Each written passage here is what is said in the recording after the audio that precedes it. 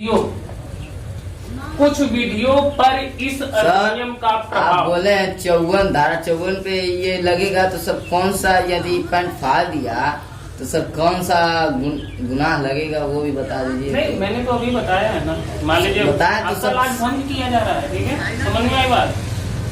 भंग का मतलब समझ में आ रहा है? सर उन्हें कौन सी सजा दी जाएगी? जेल में रखा जाएगा, फांसी दी जाएगी, मार दिया जाएगा, ये सब पूछ रहे हैं सर। जेल में जाएंगे, घबराएंगे ना। कम महीने की सजा होगी ये भी तो बता सकते हैं। आगे चलिए देखेंगे अभी, ठीक है। अध्याय 3 में उसका परिपूर्ण तरीके से विचरण करेंगे। जो अभी सामने उसको देखो, अभी तो 2 देखना है, ठीक है। धारा मान लीजिए अध्याय 3 में आप दंड के बारे में देखेंगे, ठीक है। वो पूछ रहे हैं कि मान लीजिए कितने सजा होगी, कितना जाएंगे, ठीक है। तो अध्याय हम 3 में दंड का प्रावधान किया गया है, ठीक है। अध्याय 2 में मान लीजिए सबकी परिभाषा बोली गई है, ठीक है, समझ में। तो धारा 5 को समझिए, ठीक है। आज की क्लास में मैं यही समझाना चाहता हूँ कि पहले इसकी भूमिका समझिए, ये मेन इंपॉर्टेंट है। इसको अधिक लोग समझते नहीं है। मेन, ठीक है। 302 बताएंगे, ठीक है, 376 बताएंगे, ठीक है, 300 बताएंगे, 120 बताएंगे। ये पूरा मेन का मतलब है, ठीक है। आपने, ठीक है, न्यू अच्छा किया नहीं, ठीक है, आपका बेस अच्छा नहीं है, पूरा बिल्डिंग लाते जाओगे, धस जाओगे, ठीक है। समझ में आ रहा है? समझो, बस समझोगे, काम खत्म। कॉपियों में उतारोगे, वो कहीं चला जाएगा, चुहाएगा, खा जाएगा।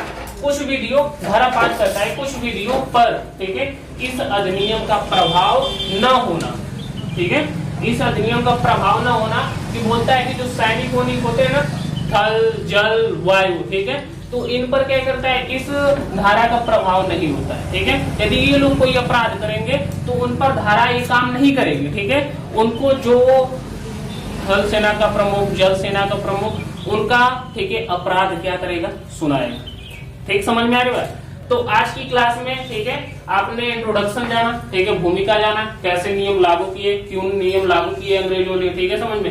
ये अंग्रेजों का ही नियम लोग पढ़ते हैं, बस कुछ संशोधन हो जाते हैं, कुछ नियम, ठीक है, चेंज हो जाते हैं। तो मान लीजिए ये 511 है, 511 परिपूर्ण तरीके से है। अब कहीं सर्च मारोगे तो 400 पहुंच जाएंगे, ठीक है, कुछ अलग अलग डिफरेंस, लेकिन ये परिपूर्ण तरीके से। कभी एग्जाम पूछेगा तो ये आप लोग बताएंगे, ठीक है। एग्जाम की दृष्टि से भी नहीं, आप लोग को जानना है, ठीक है, जो सिस्टम आपको लोग का बना है उस सिस्टम को प्रभाव करना है, ठीक है। अब इतना है ना, अब सुनो आप कविता, ठीक है। अब क्लास को कुछ, ठीक है, एक्टिव मोशन में आओ कि आप परिपूर्ण तरीके से आपके दिमाग में चले जाए, एंट्री हो जाए। देखो क्या होता है कि कविता का मैं, जैसे हमारा एक स्टूडेंट रहता है, ठीक है, तो उसके जो ग्रैंडफादर रहते हैं, ग्रैंडफादर मतलब दादाजी, ठीक है, तो बोलते हैं, एक दिन बुलाते हैं, ठीक है, मास्टर साहब आइए हमारे यहाँ, ठीक है, तो हमारे पर भी कुछ अल्फाज लिखिए, ठीक है।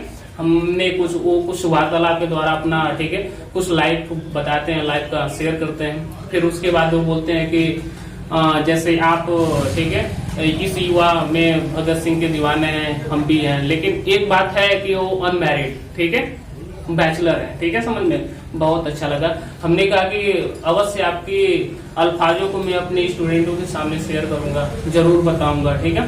तो देखिए कि उनके अल्फाज क्या है। मैंने अपने बोले कि लिख कर लाइएगा, ठीक है, और सुनाइएगा। तो देखिए, बहुत ध्यान से सुनिएगा, ठीक है। ये हर वृद्ध व्यक्ति के लिए है जो अपनी युवा, ठीक है, जवानी में, ठीक है, युवा अवस्था में जो कार्य करते हैं, सब लोग कार्य करते हैं, समझ में आई बात? उन हर वृद्ध दादा दादियों के लिए, ठीक है, ये कविताएं बोलते हैं। देखिए उनके अल्फाज क्या है कि उम्र ढलती है, जवानी नहीं ढलती। बोल रहे हैं क्या कि उम्र ढलती है, जवानी नहीं ढलती है, लेकिन मन कहाँ ढलता है? बोले, लेकिन मन कहाँ ढलता है, ये तो हमेशा जवान रहता है। कितना अल्फाजस्य है कि बोल रहे हैं कि क्या, दिल से सुनिएगा, फिर से गौर करिएगा, ठीक है, कि बोलते हैं कि उम्र ढलती है, जवानी ढलती है, लेकिन मन कहाँ ढलता है, ये तो हमेशा जमा रहता है, ठीक है, ये तो हमेशा जमा रहता है। वो बचपन की यादें एक बार शेयर कर रहे हैं, ठीक है। एक कच्ची उम्र की मोहब्बत, एक कच्ची उम्र की मोहब्बत पक्के निशान दे जाते हैं। बोल रहे हैं, एक कच्ची उम्र की मोहब्बत पक्के निशान दे जाते हैं, एक ढलती उम्र और वृद्ध अवस्था में बड़े यादगार रह जाते हैं। ऐसी बात नहीं, आगे बोल रहे हैं कि ऐसी बात नहीं कि युवा उम्र में मोहब्बत हुई न थी। बोल रहे हैं कि ऐसी बात नहीं कि जवां उम्र में मोहब्बत हुई नहीं थी, मुझको हुई लेकिन उसको नहीं हुई। ठीक है। मुझको हुई लेकिन उसको हुई न थी जिस दिन पता चला।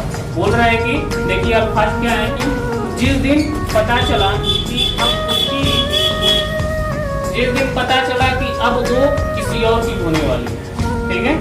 बोल रहे हैं कि जिस दिन पता चला कि वो किसी और की होने वाली है और बड़े पोस्ट की होने वाली है, क्या बड़ी पोस्ट की होने वाले हैं, हमने भी उसकी यादों को अपने अंदर दफन किया। बोल रहे हैं आगे बोल रहे हैं कि हमने भी उसकी यादों को अपने अंदर दफन किया बिना बुलावे हमने भी मेहमान नवाजी किया। आगे सुनो कि बोल रहे हैं कि तब उसकी शादी में रुपयों की बरसात किया। आगे सुनो कि तब बोल रहे हैं कि मैंने उसकी शादी में रुपयों की बरसात किया, तब जाकर उसने इस ठाकुर की पोस्ट को याद किया और याद किया। एक बार इस अल्फाज को और बोल रहे हैं, एक बार बच्चों का और कह रहे हैं सर और सुनाइए। तो मैंने बोल रहा यहाँ से बोल रहा हूँ कि ठीक है, जिस दिन पता चला कि अब वो किसी की होने वाली है, बड़े पोस्ट की होने वाली है, हमने भी उसकी यादों को अपने अंदर दफन किया बिना बुलावे हमने भी उसके मेहमान नवाजी किया। तब उसकी शादी में रुपयों की बरसात किया, तब जाके उसने इस ठाकुर की पोस्ट को याद किया। आगे लास्ट की कड़ी बोल रहे हैं कि हाँ ये गलती नहीं की तुम्हारी याद आती नहीं, हाँ ये गलती नहीं कि तुम्हारी याद आती नहीं, हर रोज आती है, सुबह शाम आती है, लेकिन मेरे जहन में एक आग उठाती है।